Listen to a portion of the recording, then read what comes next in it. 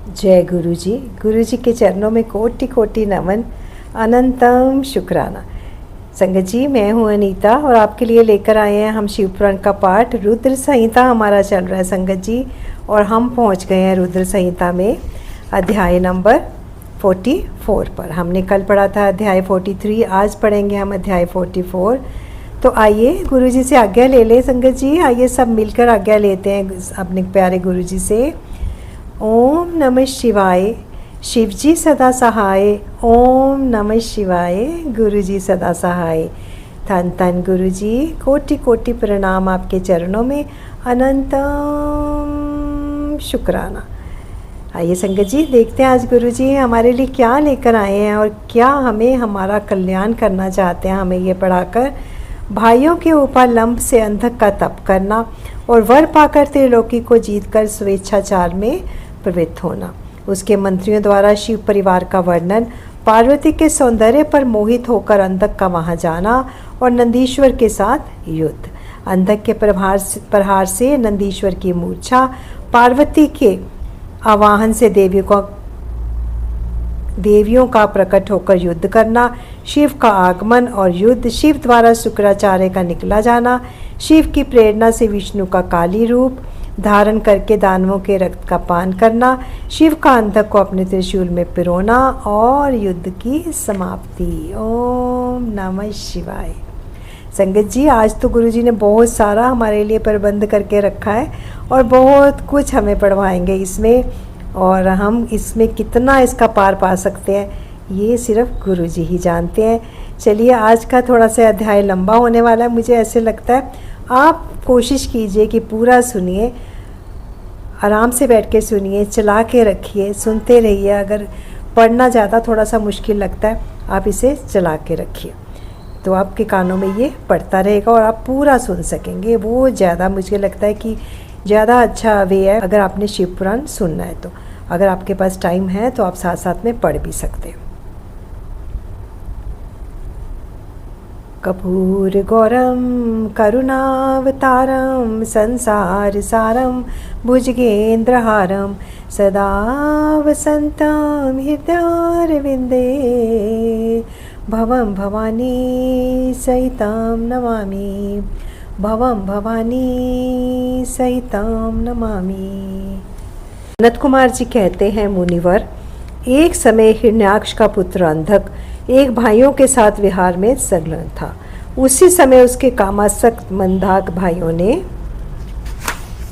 उससे कहा, अरे अंधे, तुम्हें तो अब राज्य से क्या प्रयोजन है। हिरण्याक्ष तो मूर्ख था, जो उसने घोर तप द्वारा शंकर जी को प्रसन्न करके भी तुम जैसे कुरूप, बेडोल, कलिप्रिय और नेत्रहीन को प्राप्त किया। ऐसे तुम राज्य के भागी तो हो नहीं सकते, क्योंकि भला तुम ही विचार करो कि कहीं दूसरे से उत्पन्न हुआ पुत्र भी राज्य पाता है।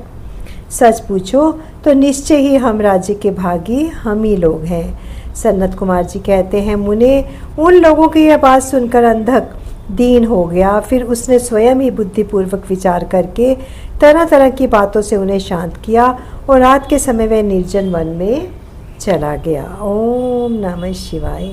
वहाँ उसने हजारों वर्षों तक घोर तप करके अपने शरीर को सुखा डाला और अंत में उस शरीर को अग्नि में होम देना चाहा। तब ब्रह्मा जी ने उसे वैसा करने से रोककर कहा, दानव, अब तू वर मांग ले। सारे संसार में जिस दुर्लभ वस्तु को प्राप्त करने की तेरी अभिलाषा हो, उसे तू मुझसे ले ले। ओम नमः शिवाय। पद्य योनि ब्रह्मा की वचन को सुनकर वह दैत्य दीनता एवं नम्रता पूर्वक कहने लगा, भगवान, जिन निष्ठुरों ने मेरा राज्य छीन लिया है, वे सब दैत्य आदि मेरे भृत्य हो जाएं। मुझ अंधे को दिव्य चक्षु प्राप्त हो जाएं।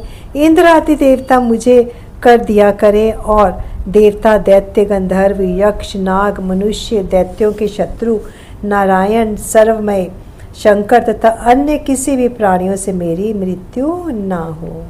उसके इस अत्यंत दारुण वचन को सुनकर ब्रह्मा जी सशंकित हो उठे और उससे बोले, दैत्येंद्र, ये सारी बातें तो हो जाएंगी, किंतु तू अपने विनाश का कोई कारण भी तो स्वीकार कर ले, क्योंकि जगत में कोई ऐसा प्राणी न हुआ है न आगे होगा जो काल के गाल में ना गया हो। फिर तुझ जैसे सत्पुरुषों को अत्यंत लंबे जीवन का विचार त्याग ही देना चाहिए। ब्रह्मा के इस अनुय भय वचन को सुनकर वह दैत्यपुरुष बोला, प्रभो, तीनों कालों में जो उत्तम, मध्यम और नीच नारियां होती हैं, उन्हीं नारियों में कोई रत्नभूता नारी में मेरी जननी होगी। वह मनुष्य लोक के लिए दुर्लभ तथा शरीर, मन और वचन से भी अगम्य है। उसमें राक्षस भाव के कारण जब मेरी काम भावना उत्पन्न हो जाए तभी मेरा नाश हो। उसकी यह बात सुनकर स्वयंभू भगवान ब्रह्मा को महान आश्चर्य हुआ। वे शंकर जी के चरण कमलों का स्मरण करने लगे। तब शंभू की आज्ञा पाकर वो उस अंधक से बोले। ब्रह्मा जी ने कहा, दैत्यवर, तू जो कुछ चाहता है तेरे वे सभी सकाम वचन पूर्ण होंगे। दैत्येंद्र, अब तू उठ, अपना अभीष्ट प्राप्त कर और सदा वीरों के साथ युद्ध करता रहे। मुनीश, हिरण्याक्ष पुत्र अंधक के शरीर में नसें और हड्डियां ही शेष रह गई थी। उस ब्रह्मा के ऐसे वचन को सुनकर शीघ्र ही भक्तिपूर्वक उन लोकेश्वर के चरणों में लौट गया और इस प्रकार बोला, विभो, अब मेरे शरीर में नसों और हड्डियां मात्र ही शेष रह गई हैं। तब भला इस देश से शत्रु सेना में प्रवेश करके मैं कैसे युद्ध कर सकूंगा। अतः आप अपने पवित्र हाथ से मेरा स्पर्श करके इस शरीर को मासल बना दीजिए। ओम नमः शिवाय। सनत कुमार जी कहते हैं, महर्षि, अंधक की प्रार्थना सुनकर ब्रह्मा जी ने अपने हाथ से उसके शरीर का स्पर्श किया और फिर वे मुनिगणों तथा सिद्ध समूहों से भली भांति पूजित हो देवताओं के साथ अपने धाम को चले गए। ब्रह्मा के स्पर्श करते ही उस दैत्यराज का शरीर भरा पूरा हो गया, जिससे उसमें बल का संचार हो आया तथा नेत्रों के प्राप्त हो जाने से वह सुंदर दिखने लगा। तब उसने प्रसन्नतापूर्वक अपने नगर में प्रवेश किया। उस समय प्रहलाद आदि श्रेष्ठ दानवों ने जब उसे वरदान प्राप्त करके आया हुआ देख, तब वे सारा राज्य उसे समर्पित करके उसके वशवर्ती भृत्य हो गए। तदंतर अंधक सेना और भृत्य वर्ग को साथ ले स्वर्ग को जीतने के लिए गया। वहां संग्राम में समस्त देवताओं को पराजित करके उसने वज्रधारी इंद्र को अपना करद बना लिया। उसने यत्र तंत्र बहुत सी लड़ाइयाँ लड़कर नागों, सुपर्णों, श्रेष्ठ राक्षसों, गंधर्वों, यक्षों, मनुष्यों, बड़े बड़े पर्वतों, वृक्षों और सिंह आदि समस्त चौपायों को भी जीत लिया। ओम नमः शिवाय। यहाँ तक कि उसने चराचर त्रिलोकी को अपने वश में कर लिया। तदंतर वह रसातल में, भूतल पर तथा स्वर्ग में जितनी सुंदर रूप वाली नारियां थीं, उनमें से हजारों को, जो अत्यंत दर्शनीय तथा अपने अनुकूल थीं, साथ लेकर विभिन्न पर्वतों पर तथा नदियों के रमणीय तटों पर विहार करने लगा। दैत्यराज अंधक सदा दुष्टों का ही संग करता था, जिसकी बुद्धि मद से अंधी हो गई थी, जिससे उस मूढ़ को इसका कुछ भी ज्ञान नहीं रह गया कि परलोक में आत्मा को सुख देने वाला भी कोई कर्म करना चाहिए। ओम नमः शिवाय। इस प्रकार वह महामनस्वी दैत्य उन्मुक्त हो अपने सारे प्रधान पुत्रों को कुतर्कवाद से पराजित करके दैत्यों सहित संपूर्ण वैदिक धर्मों का विनाश करता हुआ विचरण करने लगा। वह धन के मद से अभिभूत हो वेद, देवता, ब्राह्मण और गुरु आदि किसी को भी नहीं मानता था। प्रारब्धवश उसकी आयु समाप्त हो चुकी थी, इसी से वह स्वेच्छाचार में प्रवृत्त हो व्यर्थ ही अपने आयु के शेष दिन गवाता हुआ रमण कर रहा था। उस दानव श्रेष्ठ के 3 मंत्री थे, जिनका नाम था दुर्योधन, वैदस और हस्ती। एक समय उन तीनों ने उस पर्वत के किसी रमणीय, ओम नमः शिवाय, स्थान पर एक परम रूपवती नारी को देखा। उसे देखकर वे शीघ्रगामी श्रेष्ठ दैत्य हर्ष मगन हो तुरंत ही महादैत्यपति वीरवर अंधक के पास पहुँचे और बड़े प्रेम से उस देखी हुई घटना का वर्णन करने लगे। ओम नमः शिवाय। मंत्रियों ने कहा, दैत्येंद्र, यहाँ एक गुफा के भीतर हमने एक मुनि को देखा है। ध्यानस्थ होने के कारण उसके नेत्र बंद हैं। वह बड़ा रूपवान है। उसके मस्तक पर अद्र चंद्र की कला अपनी छटा बिखेर रही है। ओम नमः शिवाय। और कमर में गजेंद्र की खाल बंधी हुई है। ओम नमः शिवाय। बड़े बड़े नाग उसके सारे शरीर पर लिपटे हुए हैं ओम नमः शिवाय। खोपड़ियों की माला ही उस जटाधारी का आभूषण है।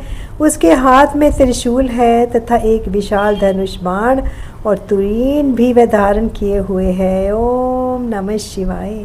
उसका अक्षसूत्र स्पष्ट दिख रहा है। उसके चारों भुजाएं तथा लंबी लंबी जटाएं हैं। ओम नमः शिवाय। वह खड्ग, त्रिशूल और लकुट धारण किए हुए हैं। उनकी आकृति अत्यंत गौर है और उस पर भस्म का अनुलेप लगा हुआ है। ओम नमः शिवाय।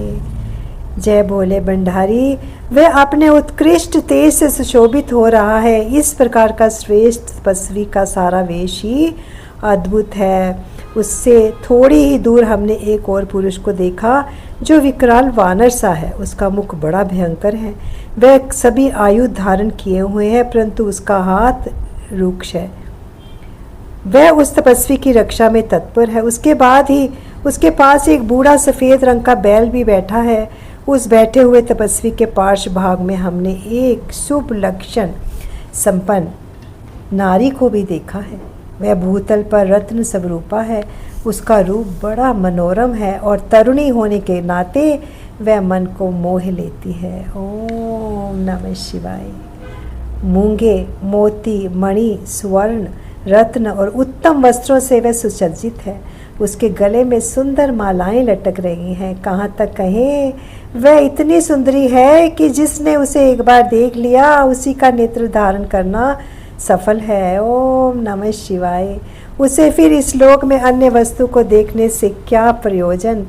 वह दिव्य नारी पुण्य आत्मा मुनीश्वर महेश की मान्या एवं प्रियतमा भार्या है। दैतेंद्र, आप तो उत्तम रत्नों का उपभोग करने वाले हैं, अतः उसे यहाँ बुलवाकर देखिए। वह आपके भी देखने योग्य है। ओम नमः शिवाय। सन्नत कुमार जी कहते हैं, मुनि श्रेष्ठ, मंत्रियों के उन वचन को सुनकर दैत्यराज अंतक कामातुर हो उठा। उसके सारे शरीर में कंप छा गया। फिर तो उसने तुरंत ही दुर्योधन आदि को उस मुनि के पास भेजा। मंत्रियों ने वहां जाकर मुनीश्वर को प्रणाम करके उनसे अंधकासुर का संदेश कहा तथा बदले में शिवजी का उत्तर सुनकर लौटकर अंधक से बोले, राजन, आप तो संपूर्ण दैत्यों के स्वामी हैं, फिर भी उस महान पराक्रमी वीरवर तपस्वी मुनि ने अपनी बुद्धि से त्रिलोकी को तृण के समान समझकर हंसते हुए आपके लिए ऐसी बातें कही हैं। सुनो, उस निशाचर का शौर्य और धैर्य अस्थिर है। वह दानव कृपण, सत्वहीन, क्रूर, कृतघ्न और सदा ही पाप कर्म करने वाला है। क्या उसे सूर्यपुत्र यम का भय नहीं है? कहाँ तो मैं, मेरे दारुण शस्त्र और मित्र को भी शस्त्र कर देने वाला युद्ध, और कहाँ वह वानर सा मुख वाला डरपोक निशाचर जिसके सारे अंग बुढ़ापे से जर्जर हो गए हैं। कहाँ मेरा यह स्वरूप और कहाँ मेरी मंद भाग्यता। तेरी सेना भी तो नहीं के बराबर है। फिर भी यदि तुझमें कुछ सामर्थ्य हो तो युद्ध के लिए तैयार हो जा और आकर कुछ अपनी करतूत दिखा। मेरे पास तुझ जैसे पापियों का विनाश करने वाला व्रज सरीखा भयंकर शस्त्र है और तेरे शरीर तो कमल के समान कोमल है। ऐसी दशा में विचार करके तुझे जो रुचिकर प्रतीत हो वह कर। ओम नमः शिवाय। सन्नत कुमार जी कहते हैं, मुनिवर, मंत्रियों की बात सुनकर माता पार्वती पर मोहित हुआ वह कामांध राक्षस विशाल सेना लेकर चल दिया और वहां पहुंचकर नंदीश्वर से युद्ध करने लगा। बड़ा भयानक युद्ध हुआ। उस समय युद्ध स्थल में चर्बी, मज्जा, मांस और रक्त की कीच मच गई। वहाँ सिर कटे हुए धड़ नाच रहे थे और कच्चा मांस खाने वाले जानवर चारों ओर व्याप्त हो गए थे, जिससे वह बड़ा भयंकर जान पड़ता था। थोड़ी ही देर में दैत्य भाग खड़े हुए। तब पिनाकधारी भगवान शंकर दक्ष कन्या सती को भली भांति धीरज बंधाते हुए बोले, प्रिय, मैंने जो पहले अत्यंत भयंकर महान पाशुपात व्रत का अनुसंधान किया था, उसमें रात दिन तुम्हारे प्रसंगवश जो हमारी सेना का विनाश हुआ है वह विघ्न सा आ पड़ा है। देवी, मरण धर्मा प्राणियों का जो अमरों पर आक्रमण हुआ है वह मानव पुण्य का विनाश करने वाला कोई ग्रह प्रकट हो गया है। अतः अब मैं पुनः किसी निर्जन वन में जाकर उस परम अद्भुत दिव्य व्रत की दीक्षा लूंगा और उस कठिन व्रत का अनुष्ठान करूंगा। हे सुंदरी, तुम्हारा शोक और भय दूर हो जाना चाहिए। सनत कुमार जी कहते हैं, मुने इतना कहकर उग्र प्रभावशाली महात्मा शंकर धीरे से अपना सिंगा बजाकर अत्यंत भयंकर पावन वन में चले गए। वहाँ वे 1000 वर्षों के लिए पाशुपत व्रत के अनुष्ठान में तत्पर हो गए। उस व्रत का निभाना देवों और असुरों की शक्ति के बाहर है। इधर शील गुण से संपन्न प्रतिव्रता देवी पार्वती मंदराचल पर ही रहकर शिवजी के आगमन की प्रतीक्षा करती रहती थी। यद्यपि पुत्र स्थानीय वीरकरण उसकी सुरक्षा में तत्पर थे, तथापि उस गुहा के भीतर अकेली रहने के कारण वे सदा भयभीत रहती थी, जिससे उन्हें बड़ा भारी दुख होता था। इसी बीच वरदान के प्रभाव से उन्मत्त हुआ वह दैत्य अंधक, जिसका धैर्य कामदेव के बाणों से छिन्न भिन्न हो गया था, अपने मुख्य योद्धाओं को साथ ले पुनः उस गुफा पर चढ़ आया। वहाँ सैनिकों सहित उसने वीरगण के साथ अत्यंत अद्भुत युद्ध किया। उस समय सभी वीरों ने अन्न, जल और नींद का परित्याग कर दिया था। इस प्रकार वह युद्ध लगातार 505 ओम नमः शिवाय दिन रात चलता रहा। अंत में दैत्यों की भुजाओं से छूटे हुए आयुधों के प्रहार से नंदीश्वर का शरीर घायल हो गया, जिससे वे गुहा द्वार पर ही गिर पड़े और मूर्छित हो गए। उनके गिरने से गुहा का सारा दरवाज़ा ही ढक गया, जिससे उसका खोला जाना असंभव था। फिर दैत्यों ने 2 ही घड़ी में सारे वीरगण को अपने अस्त्र समूहों में आच्छादित कर दिया। तब पार्वती ने भगवान विष्णु और ब्रह्मा जी का स्मरण किया। स्मरण करते ही ब्रह्मी, नारायणी, इंद्री, वैश्वनरी,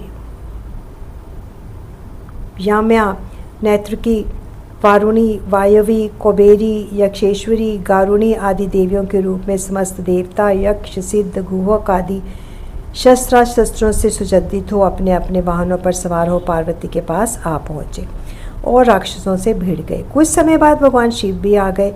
फिर तो घोर युद्ध हुआ। तदंतर शुक्राचार्य को संजीवनी विद्या के द्वारा दैत्यों को जीवित करते देख भूतनाथ शिव जी को उनके दैत्य ढीले पड़ गए। ओम नमः शिवाय। व्यास जी अंतक भगवान पराक्रमी वीर और त्रिपुर हंता शिव के समान बुद्धिमान था। सैकड़ों वरदान मिलने के कारण वह उन्माद के वंशीभूत हो रहा था। यद्यपि बहुसंख्यक शस्त्रों की चोट से उसका शरीर जर्जर हो गया था, फिर भी शिवजी पर विजय पाने के लिए उसने दूसरी माया रची। जब प्रलयकालीन अग्नि के समान शरीर धारण करने वाले भूतनाथ त्रिपुरारी शंकर ने अपने त्रिशूल से उसे बुरी तरह छेद डाला, तब भूतल पर गिरे हुए उसके रक्त कणों से यूथ के यूथ अंधक प्रकट हो गए। उनसे सारी रणभूमि व्याप्त हो गई। वे विकृत मुख वाले भयंकर राक्षस अंधक के सदृश पराक्रमी थे। इस प्रकार जब पशुपति द्वारा मारे गए सैनिकों के घावों से निकले हुए अत्यंत गरम गरम रक्त बिंदुओं से दूसरे सैनिक उत्पन्न होने लगे, तब बहुत सी भुजा रूपी लताओं द्वारा आक्रांत होने के कारण कुपित हुए बुद्धिमान भगवान विष्णु ने प्रथमनाथ शिव को बुलाकर योग बल से एक ऐसा अजय स्त्री रूप धारण किया, जिसका मुख विकृत था और रूप उग्र, विकराल और कंकाल मात्र था। ओम नमः शिवाय। वह स्त्री रूप शंभु के कान से निकला था। जब उन देवी ने रणभूमि में उपस्थित हो अपने युगल चरणों से पृथ्वी को अलंकृत किया, तब सभी देवता उनकी स्तुति करने लगे। तत्पश्चात भगवान ने उनकी बुद्धि को प्रेरित किया। फिर तो वे श्रीधार्थ होकर रण के मुहाने पर उन सैनिकों के तथा दैत्यराज किसके शरीर से निकले हुए अत्यंत गरम गरम रुधिर का पान करने लगी, जिससे राक्षसों का उत्पन्न होना बंद हो गया। तदंतर एकमात्र अंधक ही बच रहा था। यद्यपि उसके शरीर का रक्त सूख गया था, तथापि वह अपने कुलोचित सनातन शास्त्र धर्म का स्मरण करके अविनाशी भगवान शंकर के साथ भयंकर थप्पड़ों से, वृज सदृश जानुओं और चरणों से, वृजाकार नखों से, मुख, भुजा और सिरों से संग्राम करता रहा। ओम नमः शिवाय। वह प्रथमनाथ शिव ने रणभूमि में उसका हृदय विदीर्ण करके उसे शांत कर दिया। फिर त्रिशूल भोंक कर उसे स्थाणु के समान ऊपर को उठा लिया। उसका जर्जर शरीर नीचे को लटक रहा था। सूर्य की किरणों से उसे सुखा दिया। पवन के झोंकों से युक्त मेघों ने मूसलाधार जल बरसाकर उसे गीला कर दिया। हिमखंड के समान शीतल चंद्रमा की किरणों ने उसे विशीर्ण कर दिया, फिर भी उस दैत्यराज ने अपने प्राणों का परित्याग नहीं किया। उसने विशेष रूप से शिव जी का सत्वन किया। तब करुणा के अगाध सागर शंभु प्रसन्न हो गए। उन्होंने उसे प्रेम पूर्वक गणयाध्यक्ष का पद प्रदान कर दिया। ओम नमः शिवाय। तत्पश्चात युद्ध के समाप्त हो जाने पर लोकपालों ने नाना प्रकार के सार गर्भित स्रोत्रों द्वारा विधि पूर्वक शिव जी की अर्चना की और हर्षित हुए ब्रह्मा विष्णु आदि देवों ने गर्दन झुकाकर उत्तम स्तुतियों द्वारा उनका सत्वन किया। फिर जय जयकार करते हुए वे आनंद मनाने लगे। तदंतर शिव जी उन सबको साथ लेकर आनंद पूर्वक गिरिराज की गुफा को लौट आए। वहाँ उन्होंने अपने ही अंशभूत पूजनीय देवताओं को नाना प्रकार की भेंट समर्पित करके उन्हें विदा किया और स्वयं प्रमुदित हुई गिरजा कुमारी के साथ उत्तम लीलाएं करने लगे। अध्याय 44, 45, 46 की समाप्ति। संगत जी, आज का अध्याय बहुत ही पावन, पवित्र और रक्षा करने वाला, जिसने पार्वती मैया की रक्षा की, उस अध्याय को स्त्रियों को अवश्य पढ़ना चाहिए और पूरा पढ़िए, जरा भी मिस मत कीजिए। आइए गुरु जी से विराम देने की आज्ञा लेते हैं अपनी वाणी को और शिव पुराण के पाठ को। ओम नमः शिवाय। शिव जी सदा सहाय। ओम नमः शिवाय। गुरु जी सदा सहाय। Thank you for everything Guru ji. Thank you so much. Thank you so much Guru ji. शुक्राना शुक्राना शुक्राना। जय गुरु जी।